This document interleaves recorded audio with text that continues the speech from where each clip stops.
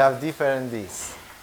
Jam I sigurt që sa që mlidhemi, Zoti ka diçka për ne, ka një fjalë për ne, ka një inkurajim për ne. Edhe lavdi Perëndis që nuk kemi nevojë të presim vetëm për shërbesën kryesore, sepse Zoti flet çdo ditë. Nëse ne jemi të vëmendshëm, nëse ne I hapim zemrat tona, ai është gjithmonë I gatshëm që të na flasë dhe të na inkurajojë, të na drejtojë, haleluja, të na mbush me frymën e Tij, pra nuk ka kufi në Zotin. Nuk është vetëm shërbesa e kishës ku ai vjen dhe na bekon, por çdo ditë me Zotin, çdo ditë me Perëndin. Haleluja. Edhe ky është një bekim I mrekullueshëm që Zoti na ka dhënë, që ai tha, unë kur nuk do t'ju lë dhe kur nuk do t'ju braktis, dhe jam përgjithmonë me ju. Haleluja. Lavdi Zotit, nuk ka asnjë person përveç Zotit që është përgjithmonë me ne. Kështu që ne do t'jemi mirënjohës. Edhe ato persona që e duan shumë njëri tjetrin dhe që janë të martuar dhe prindi me fëmijën, prap nuk mund të jenë 24 orë së bashku sepse vetë jeta na ndan, por me Zotin s'ka asgjë që mund të na ndajë. Edhe vetë fjala e Zotit thotë, as jeta as vdekja nuk mund ta ndajë nga dashuria e Perëndis që është shfaqur në Krishtin Jezus. Haleluja. Amen.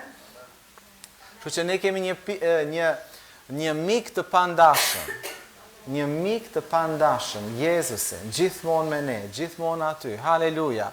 Gjithmonë një ndihmë e gatshme në kohë të nevojës. Haleluja. Lavdi Perëndis. Javës që shkoi, unë kam folur me ripërtrirje në jetës tonë të lutjes. Që ne gjithsesi prej nesh ne kemi nevojë për një ripërtrirje të jetës tonë të lutjes, sepse ajo është në fakt baza e besimit ton, baza e qenit dishepull është marrëdhënia me Zotin. Edhe kjo marrëdhënie me Zotin janë dy shtylla kryesore që e mbajnë këtë marrëdhënie, është lutja dhe fjala. Dhe kur ka lutje dhe kur ka fjalë, fryma e Zotit është aty. Po aty ku s'ka lutje dhe ku s'ka fjalë të Zotit, fryma e Zotit çfarë do të fuqizojë? Çfarë do të mbush? Vetëm atë vegël që përullet para Tij dhe e kërkon në lutje dhe e kërkon në fjalën e Zotit. Haleluja. Por që neve e kam përmendur edhe herën e kaluar që duke qenë që kemi vite në Zotin edhe mësohemi me një mënyrë të luturit, me fjalët që ja themi Zotit, dhe nganjëherë mund të ndodhë që e lutja jonë bëhet thjesht një e përsëritur, një tip mantre, që ne e përsërisim sa që shkojmë te Zoti dhe na duket sikur, okay, kjo I mjafton Zotit, kjo mjafton edhe mua, edhe kaq. Por unë dua të inkurajoj secilin prej nesh që vërtet t'i kërkojmë Zotit që të ripërtri jetën tonë të lutjes, të ripërtri jetën tonë me fjalën e Tij. E dini këtë javë ka dalë nga botimi një përkthim I ri I Biblës në gjuhën shqipe, I dhjatës së re, që quhet Biblia Pro, edhe është një përkthim që quhet interlinear. Do thotë që kjo Bibël në një anë ka pjesën greqishtës dhe në anën tjetër ka pjesën e përkthimit shqip, edhe është gjë e mirë për ata që vërtet duan ta studiojnë fjalën e Zotit, sepse ti mund të shikosh se si është fjala në origjinal, si është shkruar në origjinal, edhe të thellohesh më tepër mbi kuptimin e fjalës, jo thjesht në përkthimin e fjalës. Edhe ky përkthim është vërtet një bekim për kombin ton, lavdi Zot që kemi kaq shumë përkthime të Biblës, po gjithmonë kur vjen një përkthim I ri, unë entuziazmoj sepse më duket sikur po e lexoj fjalën e Zotit në një këndvështrim të ri, sepse normalisht fjala e Zotit greqisht dhe hebraisht shpesh na thonë që mund të ketë disa nënkuptime në shqip. Kështu që dikush e përkthen fjalën shpëtim, dikush e përkthen njëjtën fjalë përkthen shërim, dikush e përkthen njëjtën fjalë çlirim, sepse fjala në greqisht mund të ketë të treja kuptime. Edhe një gjë që më ka pëlqyer e kam përmendur një herë tjetër në këtë përkthim është që kur flet për frymën e shenjtë, nuk e quan ngushëlluesi, po e quan përkrahësi. Edhe vërtet kjo fjalë më ka folur shumë sepse e kam thënë që fjala ngushëllues zakonisht ka të bëjë kur ne kalojmë në një lloj situate të vështirë dhe duhet na ngushëllojë dikush, zakonisht në raste negative të jetës kemi nevojë për ngushëllim. Por fjala përkrahës nuk ka konotacion negativ, por Perëndia është në krahun ton. Ai na përkrah në këtë ecje që ne kemi zgjedhur, në këtë vendim që ne kemi zgjedhur ta ndjekim Zotin, nuk do jemi pa përkrahje. Haleluja. Edhe Fryma e Shenjtë është përkrahësi ynë në ndjekjen tonë të Zotit. Haleluja. Është mirë që të kemi dikë në krahun ton që na ndihmon. Ai quhet edhe ndihmuesi, po mu duk sikur kjo fjalë përkrahësi ishte shumë e përshtatshme për ta përshkruar një tipar të frymës Zotit. Haleluja. Kjo nuk është një reklam që ju ta blini Biblën. Thjesht një gjë që e kam përjetuar vetë dhe thjesht po e ndaj me ju si një material, një mjet i ri në devocionin tonë ndaj Zotit, sepse Bibla është vërtet frymëzuesi kryesor që ne ta duam Zotin, ta ndjekim atë.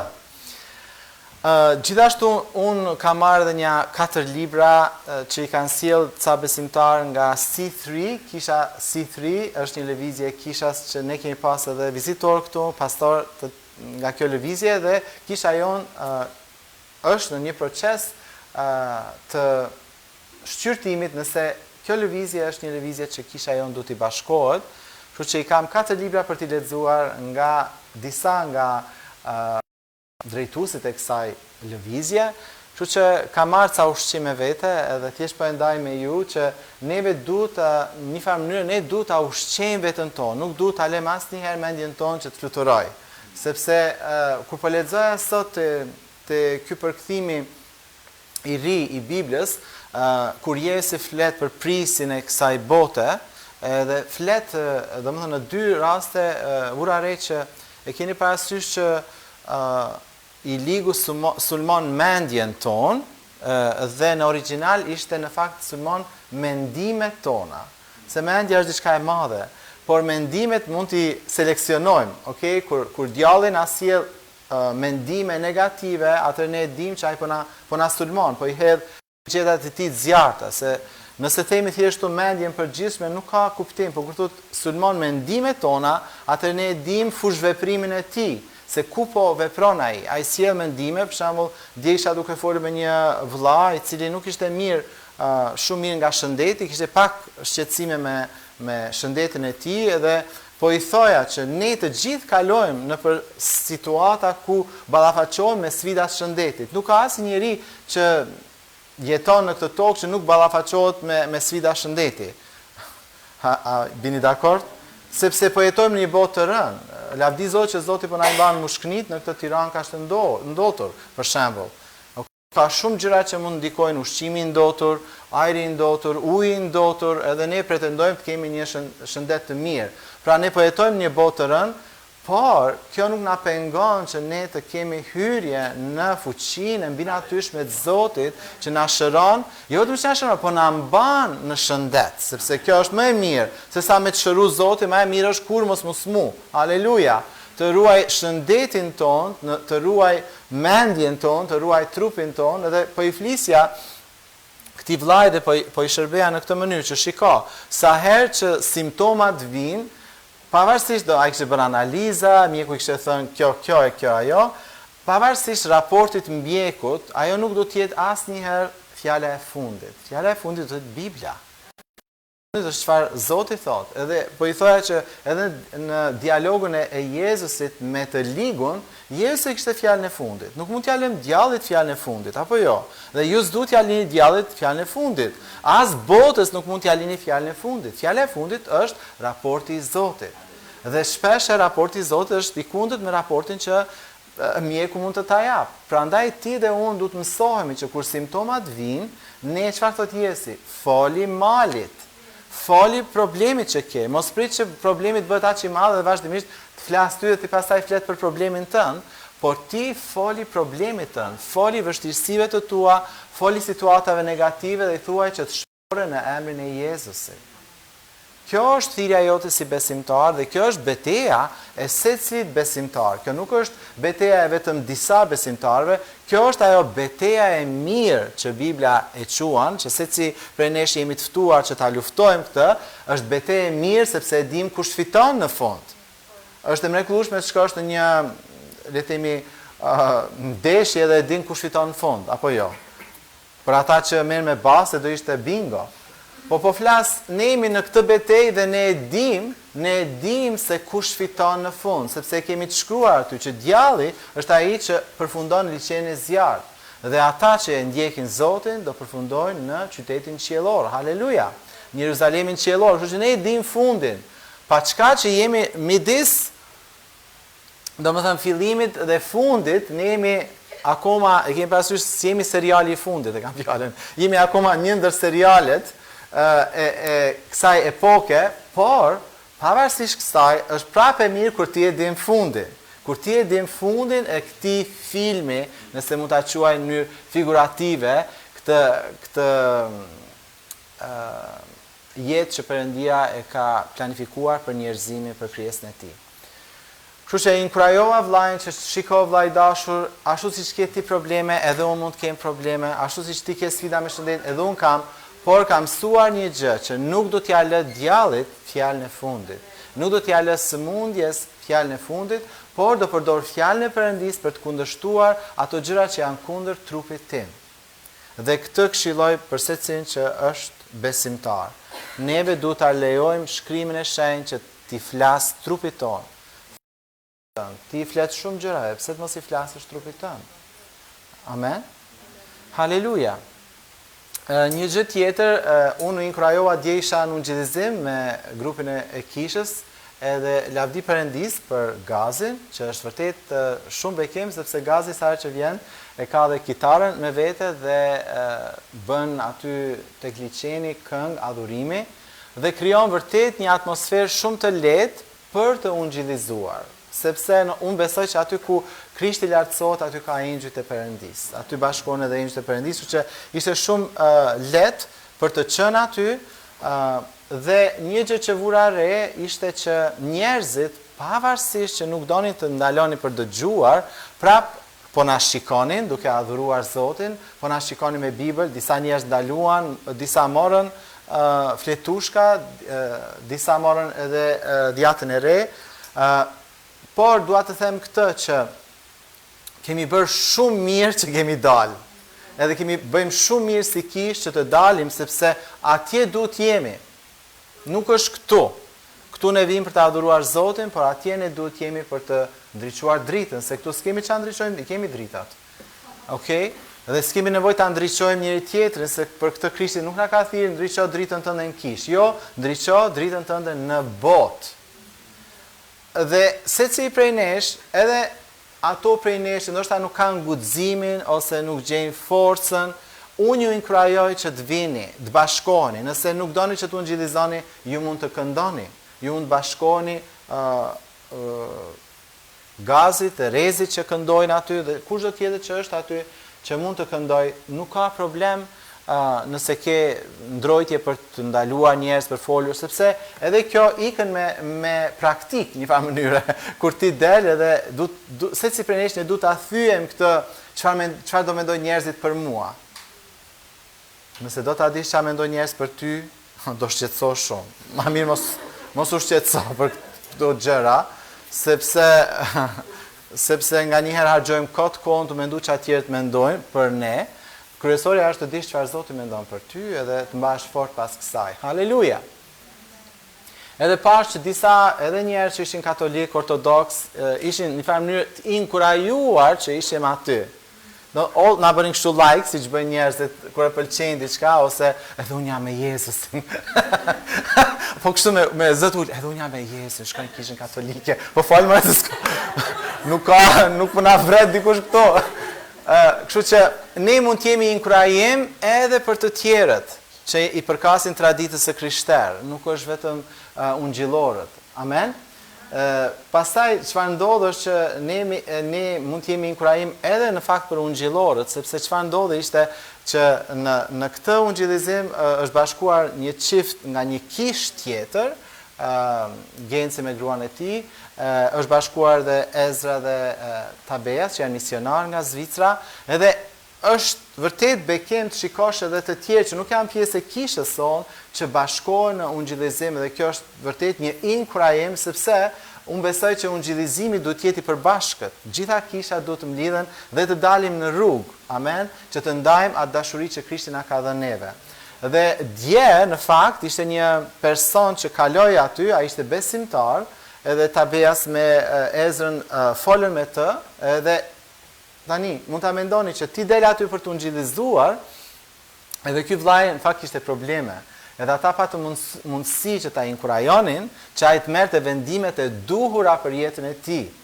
Edhe po mendoja që, haleluja Zot, po, ky ndoshta ka dalë me bën një ecje, ka pas problemet e tij, por ja që ti je këtu dhe ti dëshiron të shërbesh këtij që është fëmia yt, por që po ecën në rrugë jo të mirë, edhe Ezra me Tabeasin thanë lavdi Zot që patë mundësi të shërbenin, që ai të shkonte të kthej dhe të rregullojë me personat që s'ishte në rregull. Haleluja. Haleluja. Pra, ungjillizimi shërben edhe për të kthyer ato njerëz që janë të Zotit, po s'janë rrugën e tij. Edhe kjo na ndodh edhe neve nganjëherë që ne jemi me Zotin, po s'jemi duke ecur 100% me Perëndin, edhe duhet që dikush na ndalojë në rrugë për të na thonë që hey, ktheu në rrugën e Zotit. Pra ungjillizimi shërben për shumë gjëra, vetëm qielli do të dëshmoj se çfarë ka ndodhur, sa që ne kemi dalë në rrugë se çfarë ka ndodhur. Por unë besoj që ne duhet të dalim jashtë në rrugë, ne duhet jemi të dukshëm edhe duke qenë që viti 2026 po afron sfida për 100 biseda, do ta keni, unë do t'ju rim mbi kokë secili prej jush, përfshirë edhe vetes time që ne do t'i bëjmë ato 100 biseda për Krishtin me njerëzit që nuk e njohin Krishtin. Sepse nuk do kemi një 2026 plot me dembela, po do kemi një 2026 plot me punëtor për të korat. Haleluja. Amen? Po më pëlqen ameni juaj. Haleluja. Mirë, le të shkojmë tek shkrimi i shenjtë tek Luka kapitulli 11, është pjesa që flet në lidhje me lutjen ku dishepët e Jezusit vinë dhe kërkojnë që Jezusi t'i mësojë ata të luten. Dhe ndodhi nga vargu 1, dhe ndodhi që Jezusi ndodhi në një vend dhe lutej dhe si mbaroi, një nga dishepët e tij tha: Zot, na mëso të lutemi ashtu siç i mësoi Gjoni dishepujt e vet. Dhe ai u tha: kur të luteni, thoni: Ati ynë që je në qiell, u shenjtroftë emri yt, ardh mbretëria jote, u bë vullneti yt si në qiell edhe në tokë. Na jep çdo ditë bukën tonë të nevojshme. Dhe na i fal fajet tona, sepse edhe ne i falim fajtorët tanë. Dhe mos lejo të bien të ndim, por na shpëton nga i ligu. Pastaj u tha atyre: A ka midis jush njeri që ka një mik dhe i shkon mes natë e i thot: Mik, më jep ua 3 bukë, sepse më erdhi nga udha një miku im dhe unë s'kam çfarë t'i vë përpara. Dhe ai nga brenda, duke u përgjigjur, i tha: Mos më bezdis, dera është tashmë e mbyllur, edhe fëmijët e mi ranë në shtrat me mua, nuk mund të çohem të t'jap. Unë po ju them se edhe nëse nuk do të çohet t'ja jap sepse ka mik, do të çohet gjithsesi për shkak të insistimit të tij dhe do t'i jap të gjitha bukët që i nevojiten. Haleluja. Oh, haleluja. Prandaj po ju them, thot Jezusi, lypni dhe do t'ju jepet, kërkoni dhe do të gjeni, trokitni dhe do t'ju hapet. Haleluja. Sepse kushdo që lyp, merr. Kushdo kërkon, gjen dhe do t'i hapet atij që troket. Dhe cili nga ju është baba i tillë që po t'i kërkoj bukë djali, i jep një gur, ose po t'i kërkoj një peshk, në vend të peshkut i jep një gjarpër, ose po t'i kërkoj një vezë, i jep një akrep. Pra këtu e morët menyn e Jezusit. Vezë, peshk, bukë, amen? Nëse keni probleme me dietën, e dini që duhet ngrënë. Nëse ju pra që jeni të këqin, dini të jepni dhuratat mira bijve tuaj, aq më tepër Ati juaj qiellor do t'ju dhuroj frymën e shenjtë atyre që ja kërkojnë. Haleluja, pra është një pasazh shumë i rëndësishëm, si çdo pasazh i Biblës që është shumë i rëndësishëm, por sot po flasim për ripërtrirjen e jetës tonë të lutjes, edhe në fakt Jezusi ju dha atyre një model, fillimisht e modeloi vetë lutjen, prandaj edhe dishepujt u nxitën dhe pyetën: na mëso të lutemi, dhe pastaj ju dha një model, nuk ju dha një poezi që ata ta mësojnë përmend, që shumë mirë ta dim lutjen e Zotit, amen, por është lutja jonë në fakt, nuk është e tia, është e jona, se për ne na e dha, por kjo nuk mjafton thjesht ta dim lutjen e Zotit, ja përsërisim atij çdo ditë, sepse kjo është thjesht një model që Perëndia e ka lënë për ne që ne kur të lutemi të dimë se çfarë të kërkojmë dhe se si një farë mënyre të rreshtojmë kërkesat tona. Dhe Jesu thotë që është e sigurt që secili prej nesh do të marrim përgjigje nëse ne lutemi, nëse ne kërkojmë, nëse ne trokasim, përgjigja është e sigurt. Por nëse ne nuk I bëjmë këto gjëra, është e kohë të presim një përgjigje qiellore nëse ne nuk ushtrojmë atë çfarë Krishti na ka thënë, pra disiplinën e lutjes. Tani ne dimë se si të lutemi nëse kemi kohë, kemi mësuar se si të lutemi, dimë t'i themi disa lutje, por nga një herë edhe lutjet tona ose jeta jonë e lutjes mund të bëhet monotone, edhe mund të bëhet e thatë. Dhe për këtë arsye ne kemi nevojë për ripërtrirje. Ne kemi nevojë të dëgjojmë më shumë mbi temën e lutjes, ne kemi nevojë të dëgjojmë për dëshmi se si njerëzit janë lutur dhe Zoti I është përgjigjur atyre. Amen. Ne kemi nevojë të dëgjojmë adhurim që na shty në prezencën e Zotit. Ne kemi nevojë të studiojmë fjalën në lidhje me lutjet e shumta që janë në fjalën e Zotit. Për shembull, është e mrekullueshme që ne sa herë që mlidhemi në fillim shërbesit lexojmë një psalm. Pse?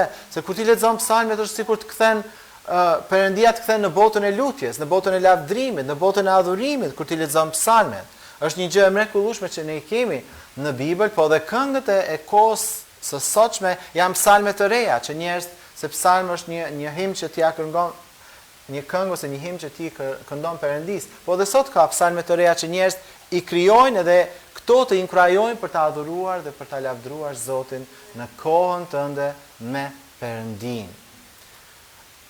Asnjëherë ne si krishterë nuk mund të vim para Zotit të themi Zoti nuk di se si të lutem, sepse kemi aq shumë material në Bibël dhe kemi aq shumë material në libra dhe kemi aq shumë dëshmi të njerëzve që luten, që është e paarsyeshme të I themi Zotit unë nuk di si të lutem.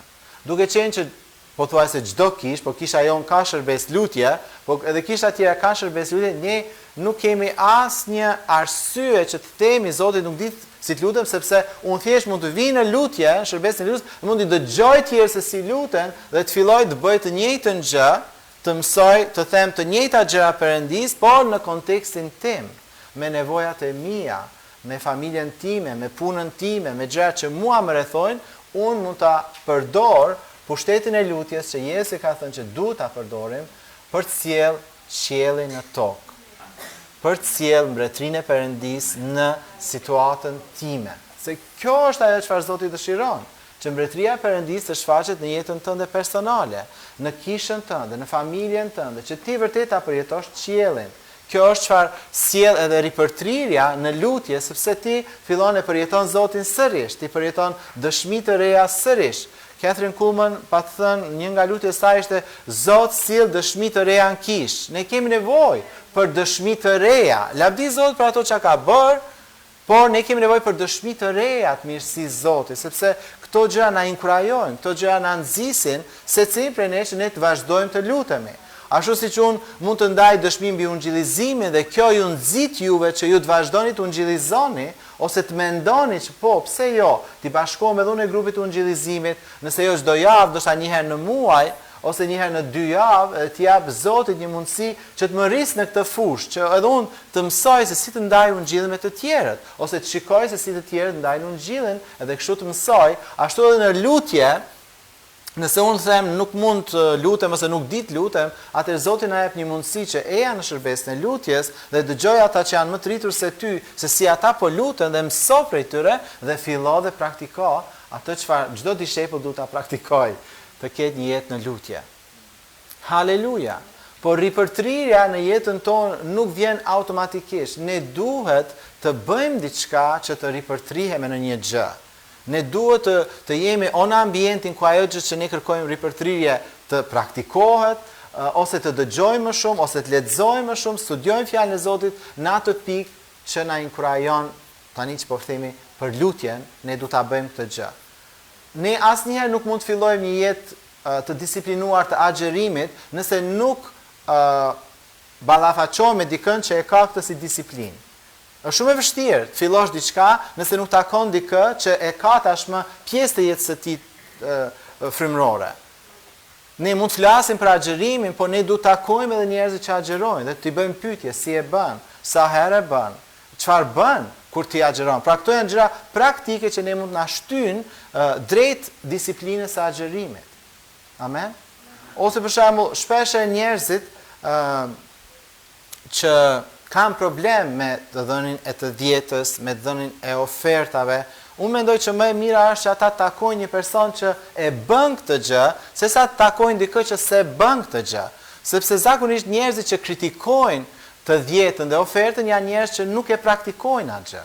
Edhe nuk mund të marr kritika nga dikush që s'praktikon. Si për shembull, të vi dikush që s'lutet e të më thotë mua ti duhet lutesh kështu.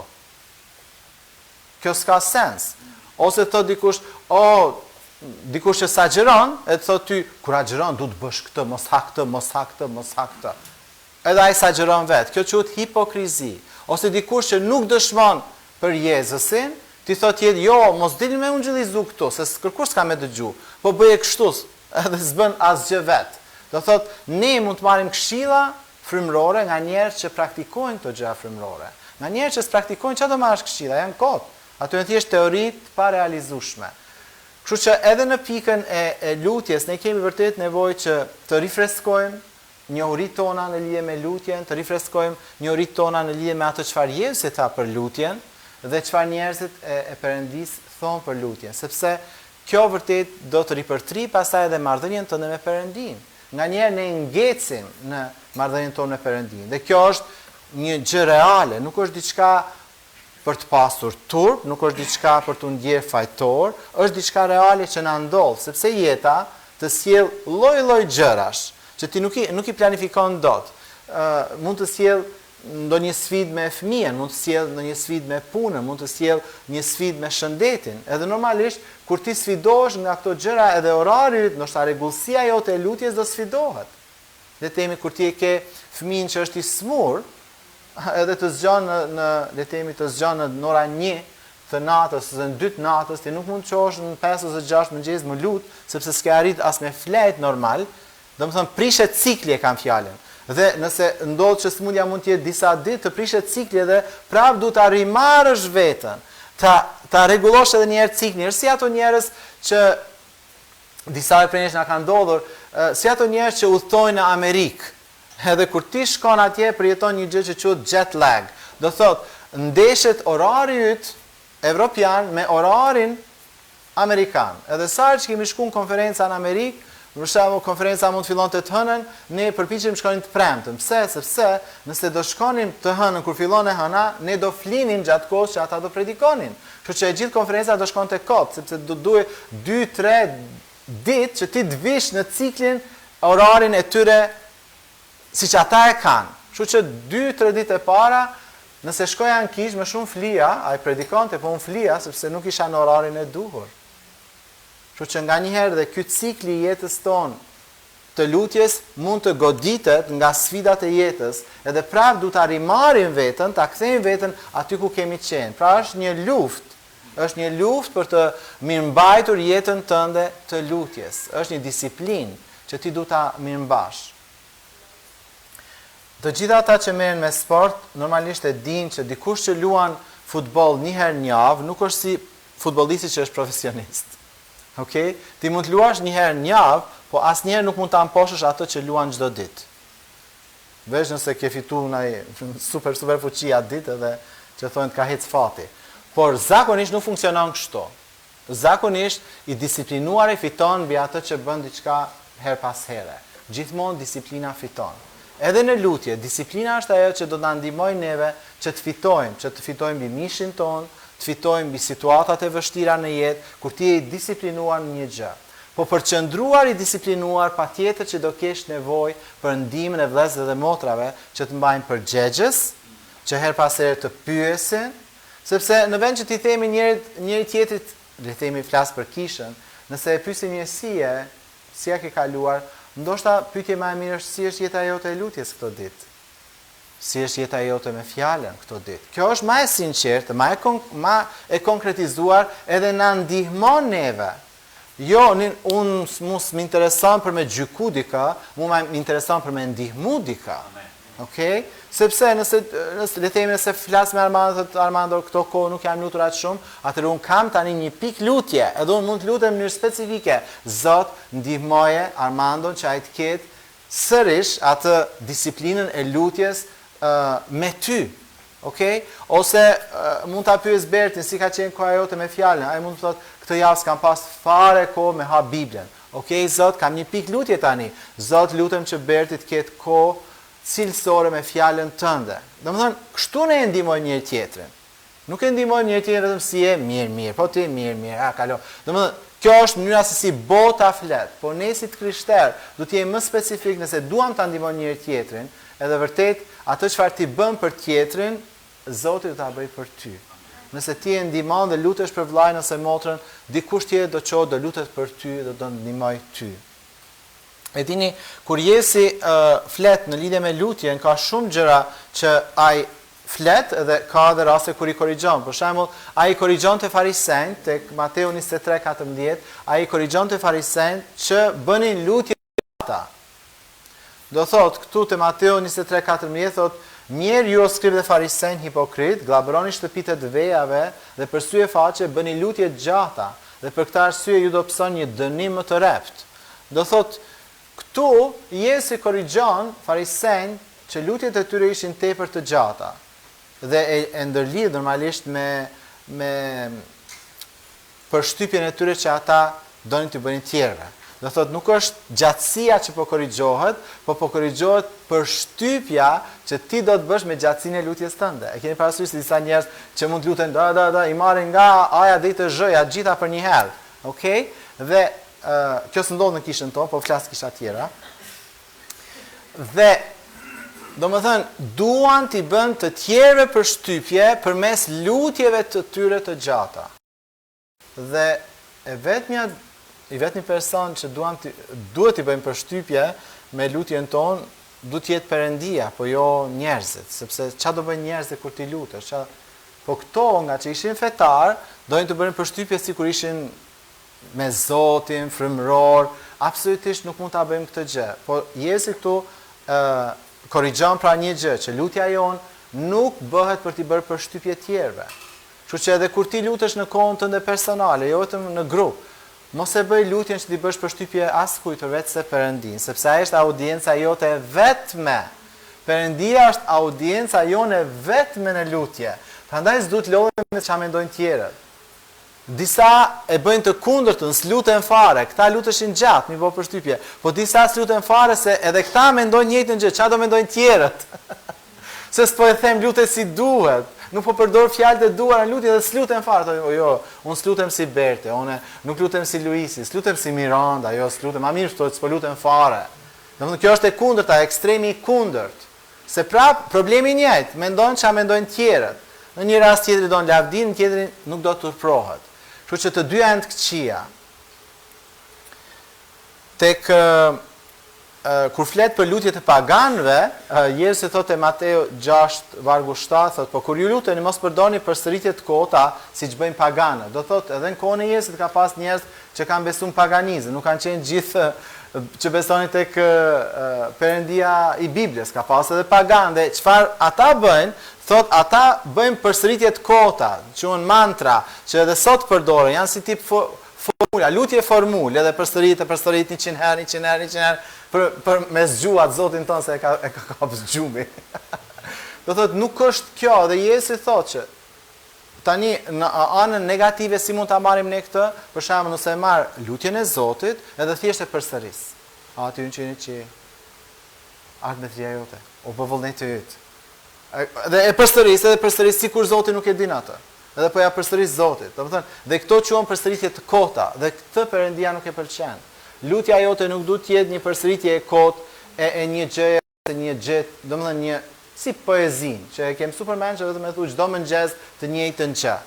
Përdor larmshmëri në të folurën tënde me Zotin. Përdor fjalë që nuk janë gjithmonë të njëjta. Imagjino nëse do flisim me një person çdo ditë edhe të njëjtën gjë u thotë çdo ditë. Do mërziteshit. Pse duhet të jetë Zoti ndryshe? Prandaj edhe ka thënë këtë Jezusi, përsëritje të kota. Nuk ke nevojë të bësh përsëritje të kota.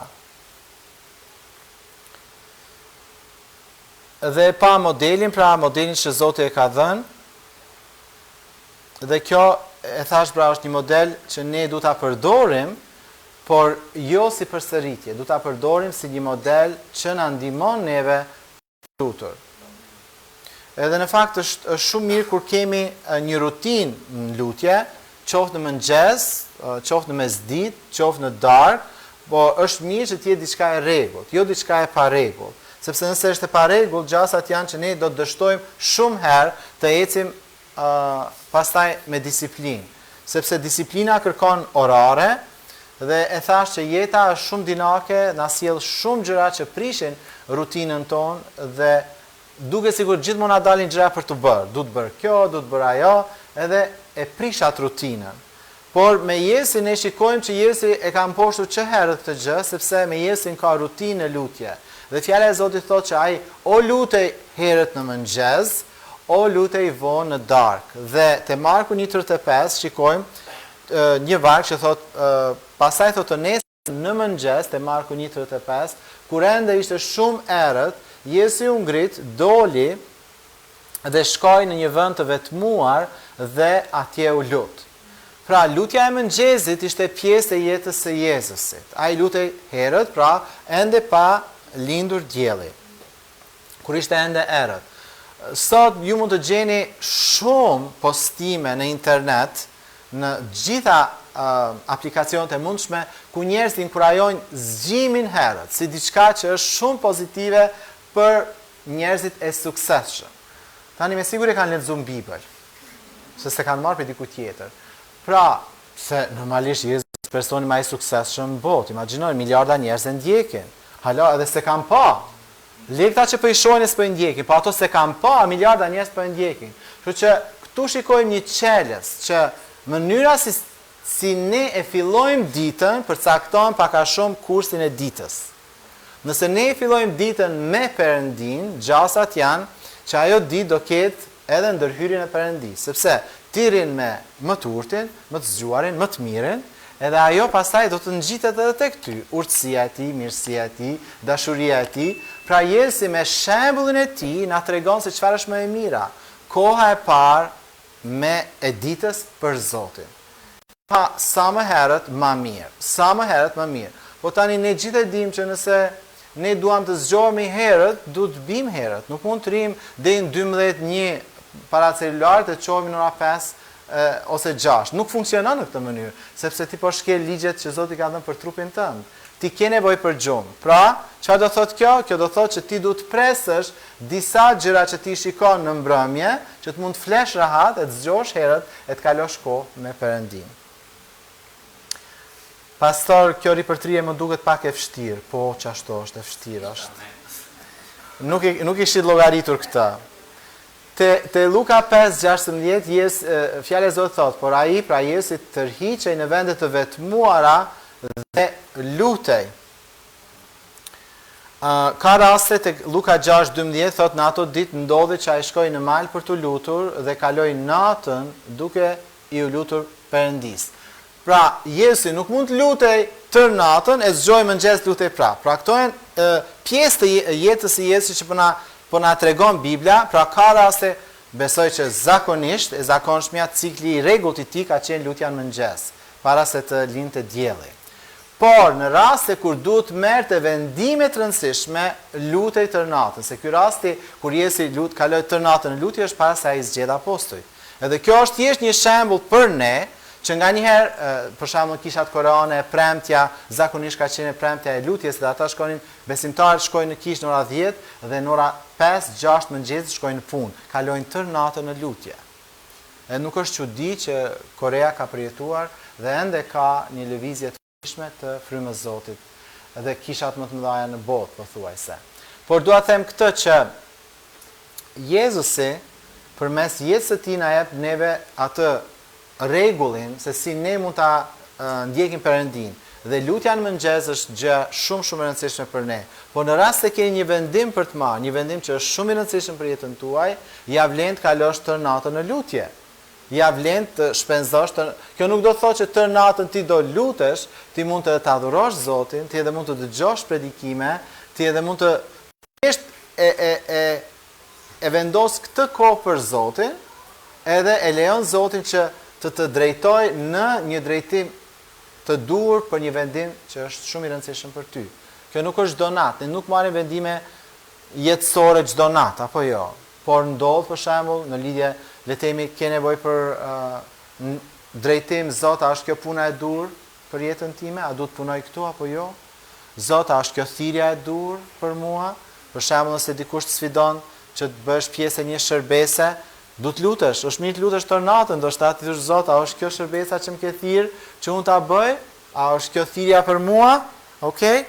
Nëse le të themi ke takuar një çon dhe mendon që ky mund të jetë personi i dur për jetën tënde, ma mirë lutu, ma mirë kalo kohën lutje se sa mi pyet njerëzit, apo të pëlqen ky, apo të pëlqen kjo, sikur ata do jetojnë me atë. Hey, do jetosh ti me atë person. Por që më mirë lutju Perëndis, edhe merr konfirmimin brenda zemrës tënde që po ky është personi ose kjo është personi dur për jetën tënde, se do kalosh jetën martesore deri në vdekje me atë person. Nuk është diçka që ose më pëlqen sot haj mirupafshim nesër. Pra, janë lutje që të ndihmojnë të marrësh vendime cilësore për jetën tënde. Haleluja. E shikojmë edhe rastin shumë të spikatur kur sapo pagzohet që ai kalon kohë në lutje dhe agjerim 40 ditë. 40 ditë lutje dhe agjerim. Okej?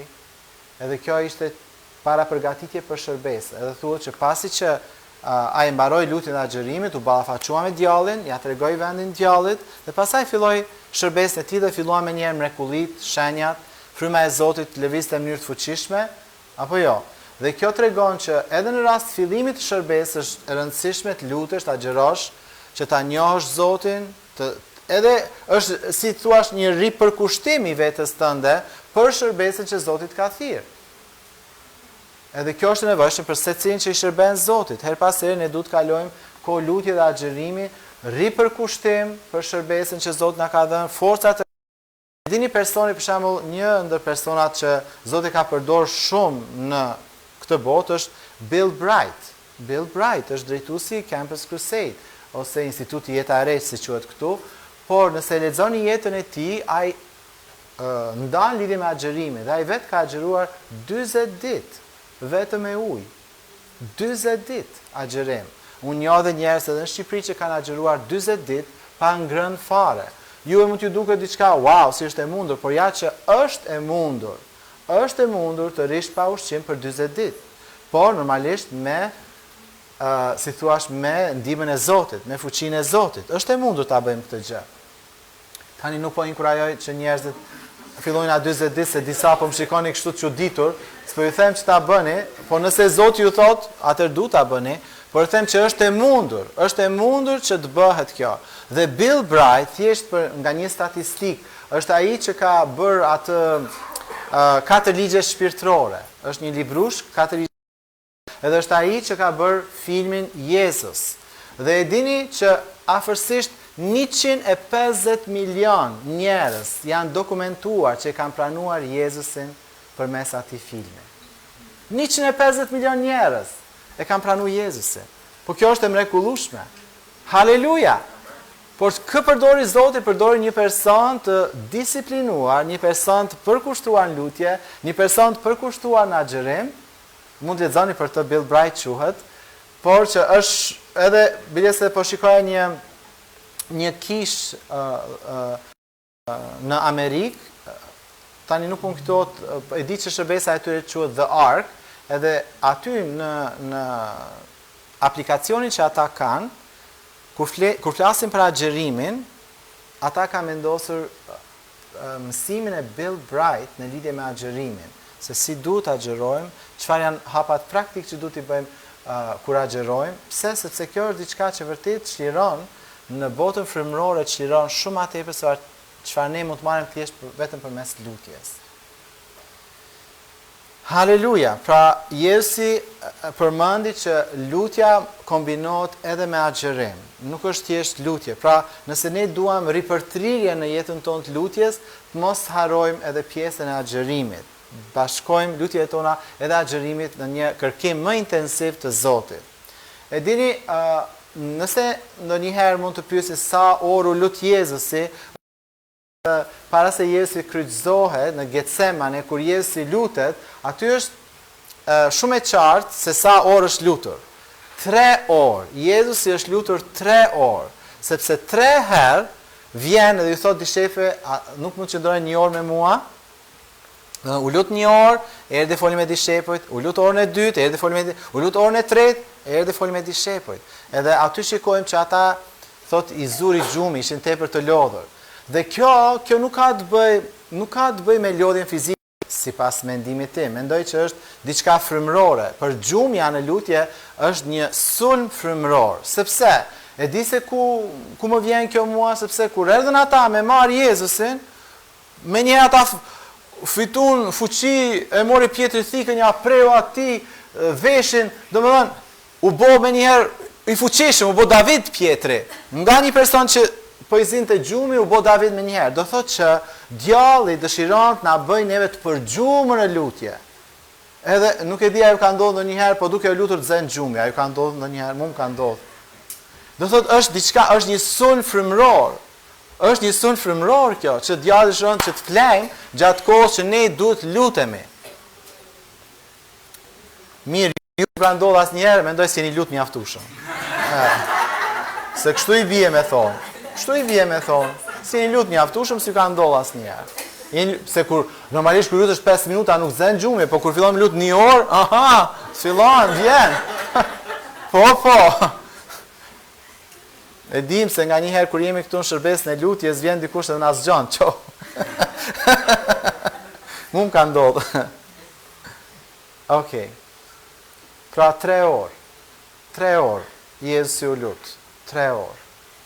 E dini, Jongi Cho ka thënë që nëse unë nuk lutem 3 orë, nuk e mposh do të mishin tim. Edhe me ndoha thash, wow. Jongi Cho, pastori kishës më të madhe në botë, nëse unë nuk lutem 3 orë në ditë, nuk arrit do ta mposht mishin tim. Okej, do më thonë, paska diçka këto, do më thonë që edhe koha jonë e qetë me Zotin, ose e zhomshme me Zotin, marti si e keni jo, do më thonë, koha jote me Zotin ka rëndësi.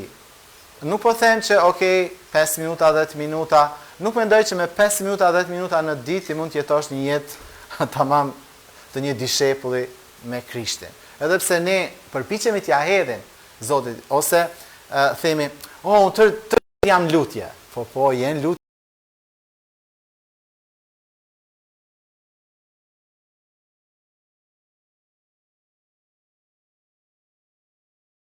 Po s'po lutesh. Ti mendon se jenë lutje, po ti nuk po lutesh. Sepse koha që ne japim Zot vërtet duhet jetë e veçuar. Njëherë më ka korrigjuar Gerlinde në lidhje me, ma jep një celular. Në lidhje me disa besimtar, përfshirë dhe mua, se nga njerë se si lutemi, marrim celularin, haleluja Zot, unë të adhuroj ty, haleluja, shanda baka sandaja, po Zot, po unë të dua ty. Edhe po bëjmë scrolling.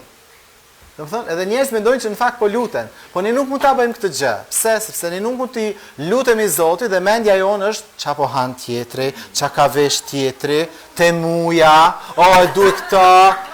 Please. Bëj një favor Zotit edhe vetes, mos u merr me këto budalliqe. Kur ti lutesh, ti duhet të jesh o me Bibël vërtet në dorë, okay, me Bibël që është e trupzuar kështu, jo në celular, po diçka si kjo, sepse celulari, ata janë mjeshtër për me të largu nga Zoti. Mjeshtër. Nuk mund të luftosh ti me ta. Okej? Kështu që hiqe celulari nga dora, mundësisht largoj edhe nga Wi-Fi, me gjitha ato notification që të vinë për 5 minuta, hiqe atë dhe fillo dhe lutu dhe kërkoje Zotin. Nuk po flas diçka që se kam nga përvoja, po flas nga përvoja. Nuk e di për ju, po flas. Kështu që ju lutem, merreni seriozisht këtë punë, sepse nëse duam që jeta jonë e lutjes të ripërtrihet, duhet marrim hapat e dur. Nuk mund të ripërtrihemi thjesht me një lutje. Nuk ripërtrihet jeta jonë e lutjes me një lutje. Okej? Sa do doni po t'ishte ashtu? Jo, du të rishikojmë disiplinën tonë, du të rishikojmë oraret tona me Zotin, du të rishikojmë zotimet, i kemi thënë Zotit, Zot, çdo ditë do lutem. Ç'a jemi tu bë? I kemi thënë Zotit, Zot, çdo ditë do lexoj fjalën tënde. Ç'a jemi duke bë? Apo lexojmë fjalën? Do të thënë këto janë gjërat që ne duhet t'i kalojmë me Perëndin, themi, "Ok, Zot, më fal, të kam premtuar se kam bër, më ndihmo prapë t'ia filloj. Të kam premtuar do lutem se kam bër, më ndihmo. Kam premtuar që do të adhuroj, do të këndoj, se kam bërë, ka kohë që s'dëgjojnë këngë të pintuaj." Kjo është kur vjen për gjumja frymërore. Edhe vetëm një mënyrë për ta mposhtur atë është ripërtrirja, kthimi tek Zoti. Haleluja. Le ta falenderojmë Perëndin, besoj që Zoti ju ka folur, ju ka inkurajuar me diçka nga gjithë ky predikim, edhe le të lutemi Zotit që vërtet të na ndihmoj me ripërtrirjen e jetës tonë të lutjes. Po, Zot, ne të falenderojmë Ty në emrin e Jezusit, të falenderojmë Perëndi i Shenjtë, që më shumë se ne, Ti je interesuar që jeta jone e lutjes të ripërtrihet. Zot, Ti e shikon secilin prej nesh në çfarë situate jemi. Zot, na fal që nuk i kemi mbajtur zotimet tona, na fal që thjesht e kemi kaluar lutjen dhe leximin e Biblës, e kemi kaluar thjesht si diçka jo shumë të rëndësishme. Duke e ditur që ajo është jeta jonë, Zot, duke e ditur që ai është ushqimi ynë, duke e ditur që aty ne marrim fuqinë për të jetuar jetën që na ke thirrur ta jetojmë. Zot, ndihmoje secilin prej nesh, secilin në veçanti. Zot, Ti e din ku jemi, ku kemi ngecur. Nëse përgjumja frymërore ka prekur jetën tonë, Zot, na zgjo nga gjumi në emrin e Jezusit. Zot, na ndihmo të ripërtërim për kushtimet tona në lutje, në fjalë, edhe në agjerim, o Zot, edhe në adhurim, o Zot, edhe në çdo disiplinë tjetër, por sot kërkojmë, o Zot, që vërtet koha jonë me Ty, o Zot, të kthehet sërish në një kohë të çmuar, pa cilën nuk mund të jetojmë dhe s'duhet të jetojmë këtë jetë të krishterë pa këtë kohë të çmuar me Ty, o Zot. Na ndihmo, Zot, të shkëputemi nga gjërat që na bëjnë të humbim zellin për Ty, të humbim dashurinë për Ty, të humbim interesin për gjërat frymërore Tuat, Zot. Ndihmoje gjithë secilin prej nesh të kthehemi në dashurinë e parë, që të duam Ty më tepër se çdo tjetër dhe çfarë do gjë tjetër. Ati dashur, na ndihmo, frymë e shenjtë na ndihmo. Pa Ty se bëjmë dot dhe refuzojmë të mbështetemi thjesht në forca njerëzore, prandaj edhe po lutemi, po kërkojmë, po trokasim, po lypim, Zot, sepse dim që nuk na kthen duar bosh, sepse Ti je I mirë, o Zot. Refuzojmë frymën e dënimit, frymën e gjykimit. Ne kemi një atë të mrekullueshëm që na përqafon, na do dhe na puth, sepse është një atë I mirë, është një atë I dashur, është një atë I mrekullueshëm dhe ne kemi nevojë për Ty, o Atë. Ne kemi nevojë për këtë dashuri, ne kemi nevojë për puthjen Tënde, ne kemi nevojë për qafimin Tënd, ne kemi nevojë për fjalët e Tua të mira që na thua, ne kemi nevojë. Ndaj të falenderojmë, Zot, për ripërtrirje të jetës tonë me Ty, o Zot. Në emrin e Jezus. Në emrin e Jezus. Amen.